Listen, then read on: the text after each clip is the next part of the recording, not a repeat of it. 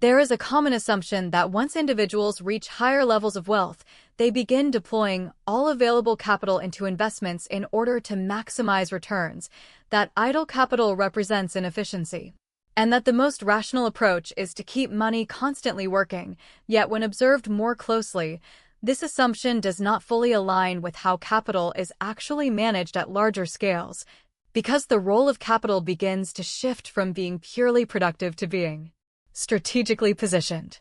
At earlier stages of wealth building, the objective is relatively clear. Capital is limited, opportunities are constrained, and the primary goal is to grow the base. This often leads to a mindset where deploying capital quickly and consistently is seen as optimal because the opportunity cost of unused money appears significant. If money is not invested, it is perceived as falling behind. And in this context, that perception is not entirely incorrect because growth depends heavily on active participation. But as capital accumulates, the structure of the system begins to change. The same logic that applies at smaller scales does not translate directly to larger ones because the constraints, risks, and opportunities evolve alongside the size of the system.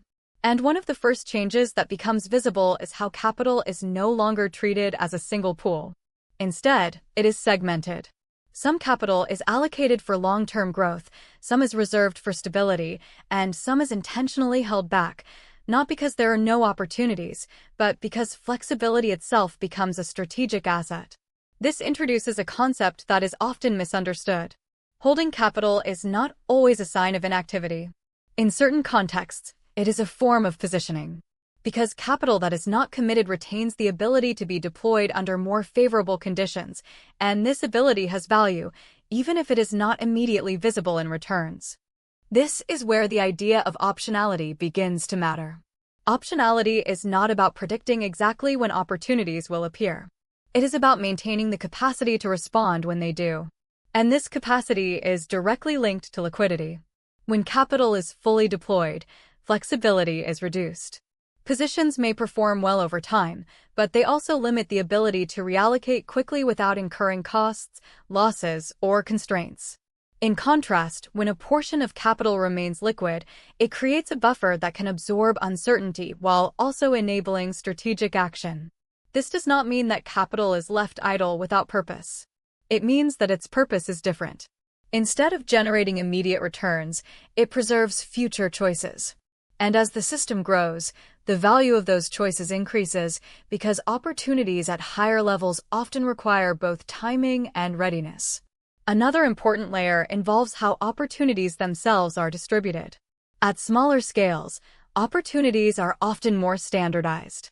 Public markets, accessible assets, and broadly available strategies dominate decision-making. But as capital increases, the range of opportunities expands, including those that are not continuously available. Certain investments appear only under specific conditions, during particular phases of economic cycles, or within networks that require both capital and timing to access. This creates a situation where being fully invested at all times may actually reduce the ability to participate in higher quality opportunities when they arise. And this is one of the reasons why holding capital becomes more common at larger scales. It is not a rejection of investing. It is a recognition that timing and access can influence outcomes as much as the act of investing itself. There is also a structural shift in how risk is perceived. In conventional frameworks, risk is often associated with volatility, with the ups and downs of market prices.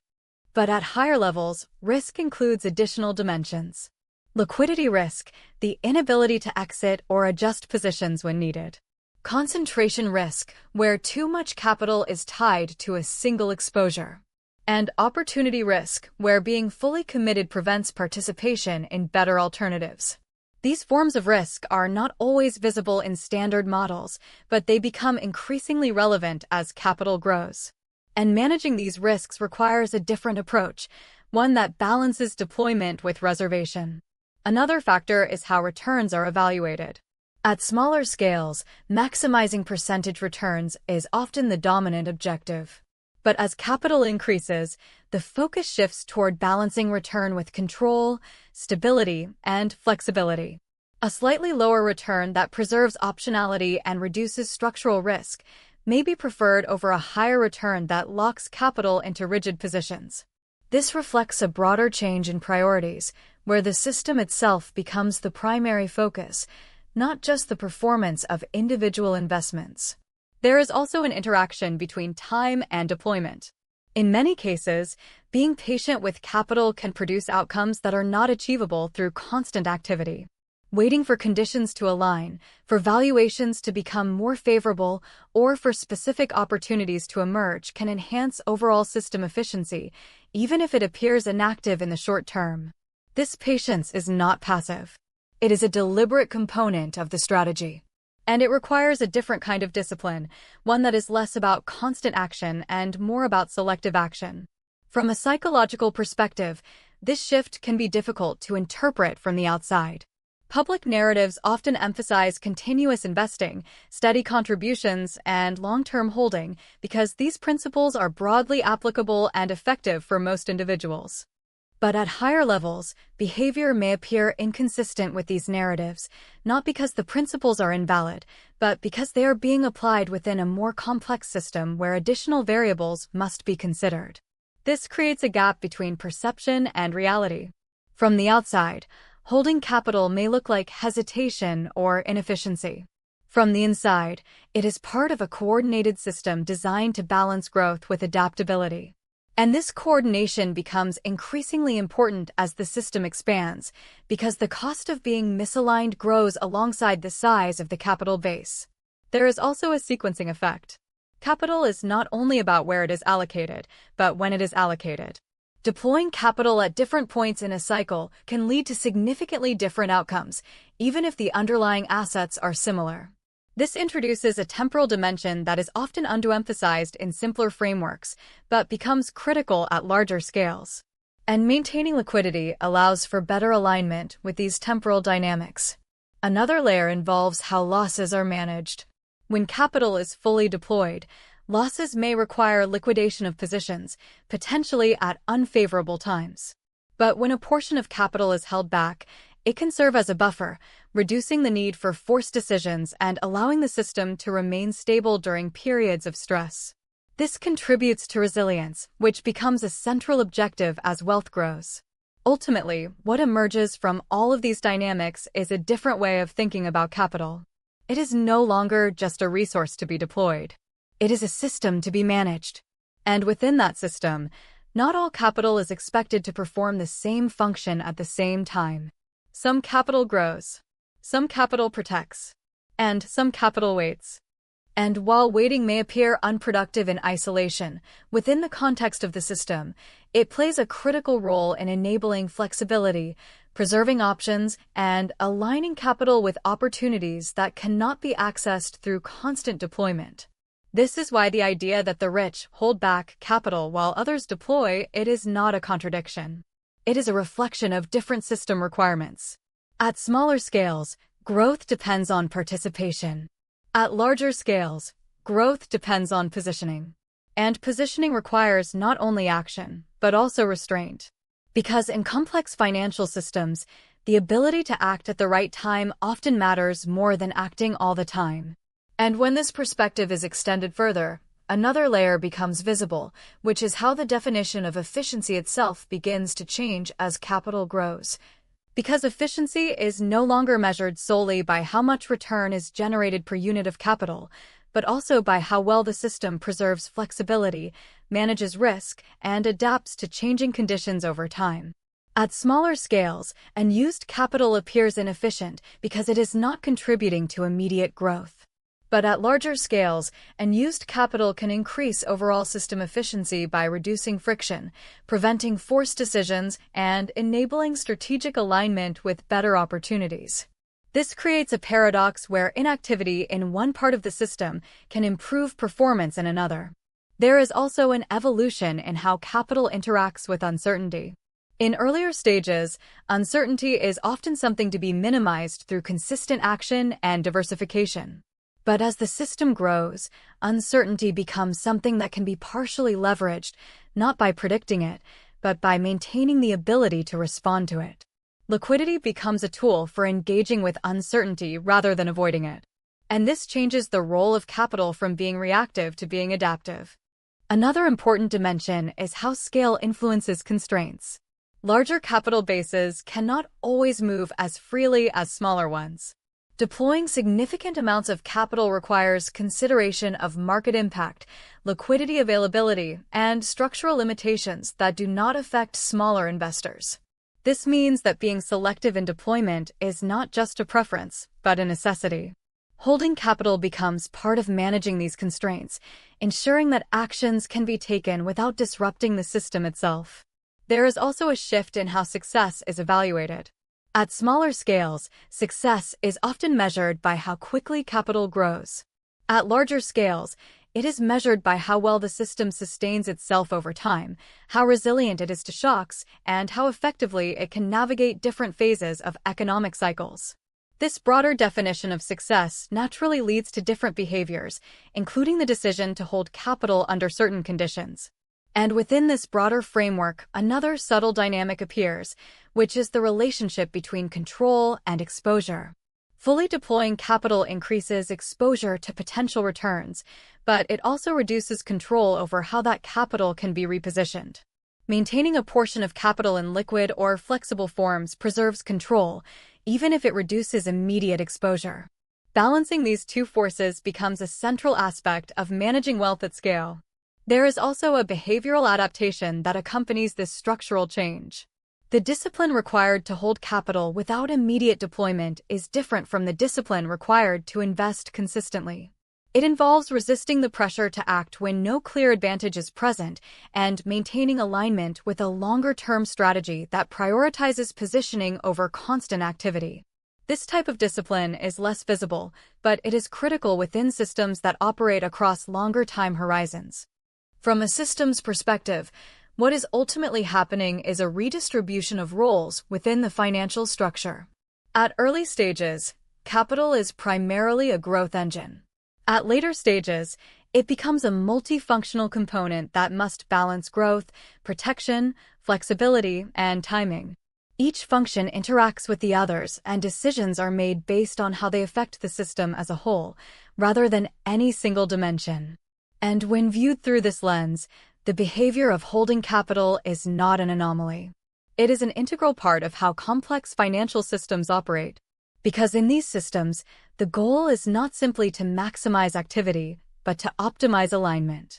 To ensure that capital is deployed in ways that support long-term stability, adaptability, and sustained growth. And achieving that often requires periods where the most effective action is not to deploy capital immediately, but to wait, observe, and maintain the capacity to act when conditions are most favorable. In this sense, holding capital is not the absence of strategy. It is strategy expressed through restraint. And within the broader system, that restraint plays a critical role in shaping outcomes over time.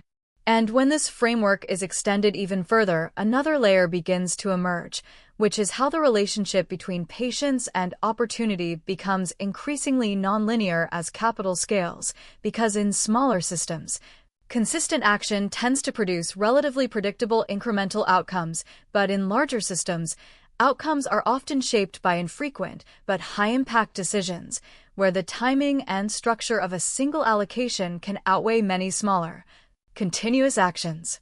This introduces a shift in how activity is valued.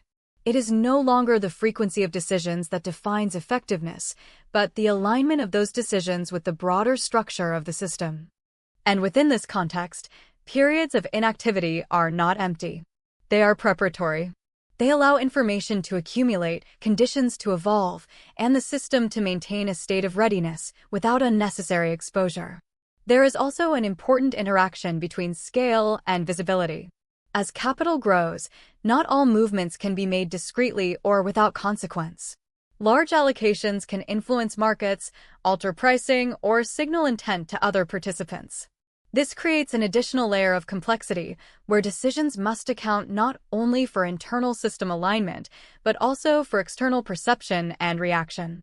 Holding capital, in this sense, can reduce unintended signaling, preserving strategic discretion until conditions are more favorable. Another dimension that becomes increasingly relevant is how capital interacts with cycles. Economic environments are not static. They move through phases of expansion, contraction, and transition, each presenting different types of opportunities and risks. At smaller scales, participation across all phases can still produce acceptable outcomes through diversification and time. But at larger scales, alignment with these cycles becomes more important because misaligned exposure can have amplified effects. Liquidity, therefore, becomes a mechanism for synchronizing capital with these broader movements, allowing the system to adapt its positioning as conditions change. There is also a refinement in how trade-offs are evaluated. In earlier stages, the trade-off is often between risk and return. But as the system evolves, additional dimensions are introduced. Control versus exposure, flexibility versus commitment, immediacy versus optionality. These trade-offs do not have fixed answers.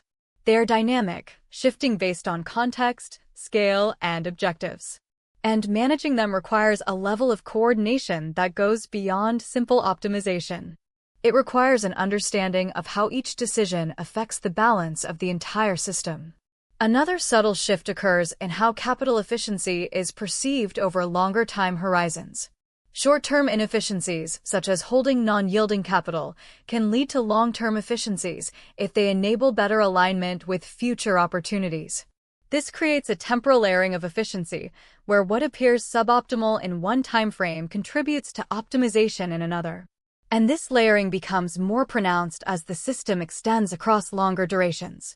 There is also an interaction between structure and adaptability that becomes more visible over time. Highly optimized systems that are fully deployed may perform well under stable conditions, but can struggle to adapt when conditions change rapidly. In contrast, systems that maintain a degree of flexibility through reserved capital can adjust more effectively, even if they sacrifice some immediate efficiency. This highlights an important principle. Resilience is often built not through maximum utilization, but through strategic underutilization. And this principle becomes increasingly important as the system grows more complex. From a behavioral standpoint, this stage requires a different kind of confidence. Not confidence in constant action, but confidence in selective action. The ability to remain inactive when conditions are not aligned, without interpreting that inactivity as missed opportunity. This is a subtle but significant shift because it separates reactive behavior from deliberate positioning. And over time, this distinction compounds, influencing both the quality of decisions and the stability of outcomes. There is also a convergence between financial capital and informational capital at this level. Access to information, interpretation of signals, and understanding of structural dynamics begin to influence how and when capital is deployed. This does not guarantee better outcomes, but it changes the decision-making process, making it more contextual and less purely mechanical. And within this process, liquidity serves as the bridge between insight and action, enabling the system to translate understanding into execution when appropriate. Another layer that emerges is how constraints evolve alongside opportunities. While larger capital bases provide access to a wider range of possibilities, they also introduce limitations related to scale, timing, and execution. These constraints require a more deliberate pacing of deployment, where not all opportunities can be pursued simultaneously without affecting the integrity of the system. Holding capital becomes part of managing these constraints, ensuring that the system remains balanced rather than overextended. There is also a long-term alignment effect that becomes visible when observing these systems over extended periods. Capital that is deployed selectively, with attention to structure and timing, tends to integrate more smoothly with the broader system, creating outcomes that are not only larger, but more stable and coherent. This contrasts with systems that prioritize constant deployment, where growth may occur, but with greater sensitivity to disruption and misalignment. Ultimately, when all of these layers are considered together, the role of capital is no longer defined by a single objective. It is not just about growth or preservation or flexibility in isolation. It is about how these elements interact within a system that must function across varying conditions, time frames, and constraints. And within that system, The decision to hold capital is not a deviation from strategy. It is an expression of it. Because in complex financial systems, effectiveness is not measured by how often capital is used, but by how well it is positioned. And positioning requires an understanding that action and inaction are not opposites, but complementary components of the same process, where one creates movement and the other preserves the ability to move. And it is within that balance that long-term outcomes are shaped, not through constant activity, but through aligned participation over time.